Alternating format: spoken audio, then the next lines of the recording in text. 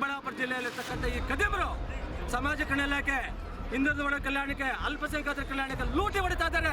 ಸರ್ಕಾರಿ ಹುದ್ದೆಗಳನ್ನು ನೀಡೋಕ್ಕೆ ಪ್ರಯತ್ನ ಪಟ್ಟಿದ್ದಾದ್ರೆ ನಿಮ್ಮ ಸರ್ಕಾರ ಬಿದ್ದು ಹೋಗ್ತದೆ. ನಮ್ಮ ಮಂತ್ರಿಗಳು ಕೊಡಬೇಕಾಗ್ತದೆ.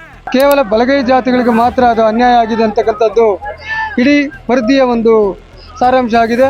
5,500 ಲಕ್ಷ ಜನ ಇವತ್ತು ಆ ಒಂದು ಸಮುದಾಯದಿಂದ ವಂಚಿತರಾಗಿದ್ದಾರೆ.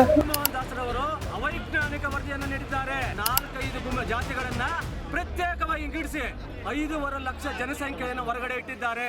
ಈ ದಿನ ಕರ್ನಾಟಕ ರಾಜ್ಯ ಬಲಗೈ ಒಕ್ಕೂಟಗಳ ಒಂದು ನ್ಯಾಯಮೂರ್ತಿ ನಮ್ಮ ನಾಗಮೋಹನ್ ದಾಸ್ ಅವರ ವರದಿ ಏನು ದೋಷಪೂರಿತವಾಗಿರುತ್ತೆ ಅಂತಕ್ಕಂಥದ್ದನ್ನು ನಾವು ಅದನ್ನು ಸರಿಪಡಿಸಬೇಕು ಅಂತೇಳಿ ಈ ಹೋರಾಟವನ್ನು ಮಾಡ್ತಾ ಇದ್ದೇವೆ. ನಾಗಮೋಹನ್ ದಾಸ್ ಅವರು ಕೊಟ್ಟಿರ್ತಕ್ಕಂಥ ವರದಿ ಪ್ರಕಾರ ಕೇವಲ ಬಲಗೈ ಜಾತಿಗಳಿಗೆ ಮಾತ್ರ ಅದು ಅನ್ಯಾಯ ಆಗಿದೆ ಅಂತಕ್ಕಂಥದ್ದು ಇಡೀ ವರದಿಯ ಒಂದು ಸಾರಾಂಶ ಆಗಿದೆ. ಆ ವರದಿಯಲ್ಲಿರ್ತಕ್ಕಂಥದ್ದನ್ನು ತಾಲೂಕುವಾರು ಮತ್ತು ಜಿಲ್ಲಾವಾರುಗಳಲ್ಲಿ ಜನಸಂಖ್ಯೆ ನಮ್ಮ ಒಂದು ಬಲಗೈ ಜಾತಿಗಳ ಒಕ್ಕೂಟದ ಸಮುದಾಯದ ಒಂದು ರೀತಿಗಳೇನಿದ್ದಾವೆ ಆ ಜಾತಿಯ ನಮೂದನೆಯಲ್ಲಿ ಏನಾಗಿದೆ, ಏರುಪೇರಾಗಿದೆ. ಸುಮಾರು 5,500 ಲಕ್ಷ ಜನ ಇವತ್ತು ಆ ಒಂದು ಸಮುದಾಯದಿಂದ ವಂಚಿತರಾಗಿದ್ದಾರೆ. ಜೊತೆಗೆ ನಮ್ಮ ಸಮುದಾಯಕ್ಕೆ ಈ ಏನು ರೋಸ್ಟರ್ ಬಿಂದು ಒಂದು ಇದರಲ್ಲಿ ಉದ್ಯೋಗವನ್ನು ಕಲ್ಪಿಸಿಕೊಡ್ಲಿಕ್ಕೆ ಮಾಡ್ತಾ ಇದ್ದಾರೆ, ಅದು ಕೂಡ ಅನ್ಯಾಯದ ರೀತಿಯಲ್ಲಿದೆ. ಈ ನಮ್ಮ ಅಣ್ಣ ತಮ್ಮಂದಿರು ಕೊಟ್ಟಿರ್ತಕ್ಕಂಥ ವರದಿ ಪ್ರಕಾರವಾಗಿ ನಾವು ಈ ಸಮುದಾಯದಲ್ಲಿ ನಮಗೂ ಕೂಡ ಸರಿಸಮಾನವಾಗಿರ್ತಕ್ಕಂಥ ಸಂವಿಧಾನಬದ್ಧವಾಗಿರ್ತಕ್ಕಂಥ ಹಕ್ಕನ್ನು ಕೊಡಬೇಕು ಅಂತೇಳಿ ನಾವು ಒತ್ತಾಯಿಸ್ತೀವಿ.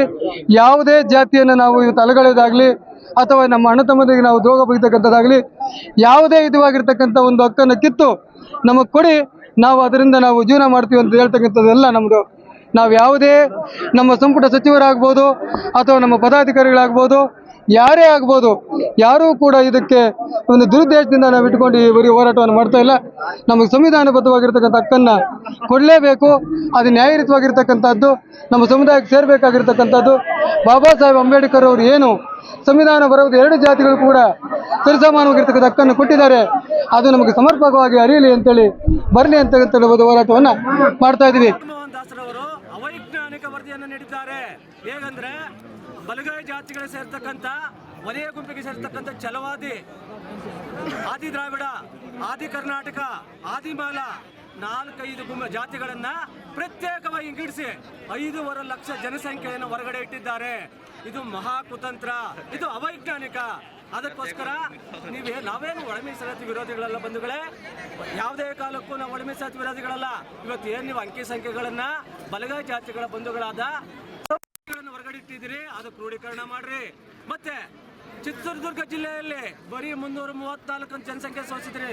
ಮಾನ್ಯ ನಾಗಮೋಹನ್ ದಾಸ್ ಸಾಹೇಬ್ರೆ, ಬರೀ 334 ಇರೋದು ಬಲಗೈ ಜಾತಿ ಚಿತ್ರದುರ್ಗ ಜಿಲ್ಲೆಯಲ್ಲಿ. ಇದೇ ಸಾಕು ನಿಮ್ಮ ಅವೈಜ್ಞಾನಿಕ ವರದಿಗೋಸ್ಕರ. ಅದಕ್ಕೋಸ್ಕರ ನಾನು ಇವತ್ತು ರಾಜ್ಯ ಸರ್ಕಾರದ ಮಾನ್ಯ ಮುಖ್ಯಮಂತ್ರಿಗಳು ಕೇಳ್ತಾ ಇದ್ದೀನಿ, ನಾಳೆ ರಾಜ್ಯ ಸಂಪುಟದಲ್ಲಿ ನೀವೇನಾದ್ರೂ ಈ ಏಕ ಸದಸ್ಯತ್ವ ಆಯೋಗ ವರದಿ ನೀಡಿದ್ದಾರೆ, ಅದರ ಪ್ರಕಾರ ಏನಾದರೂ ನೀವು ರೋಸ್ಟರ್ ಬಿಂದುನಲ್ಲಿ ಸರ್ಕಾರಿ ಹುದ್ದೆಗಳನ್ನು ನೀಡೋಕ್ಕೆ ಪ್ರಯತ್ನ ಪಟ್ಟಿದ್ದಾದ್ರೆ ನಿಮ್ಮ ಸರ್ಕಾರ ಬಿದ್ದು ಹೋಗ್ತದೆ. ನಮ್ಮ ಮಂತ್ರಿಗಳು ಕೊಡಬೇಕಾಗ್ತದೆ, ನಮ್ಮ ಹೊರಗಡೆ ಬರಬೇಕಾಗ್ತದೆ. ನಮ್ಮ ಸಚಿವರೆಲ್ಲ ಕರ್ನಾಟಕ ರಾಜ್ಯ ಸರ್ಕಾರಕ್ಕೆ ರಾಜೀನಾಮೆ ಕೊಟ್ಟು ಹೊರಗಡೆ ಬರೋವರೆಗೂ ಹೋರಾಟ ಆಗ್ತದೆ. ಅದಕ್ಕೋಸ್ಕರ ನಾವು ಅಂಕಿ ಅಂಶಗಳನ್ನು ಇಟ್ಕೊಂಡು ನೀವು ಒಳ ಮೀಸಲಾತಿ ಜಾರಿ ನಮ್ಮ ತಕರಾರಿಲ್ಲ.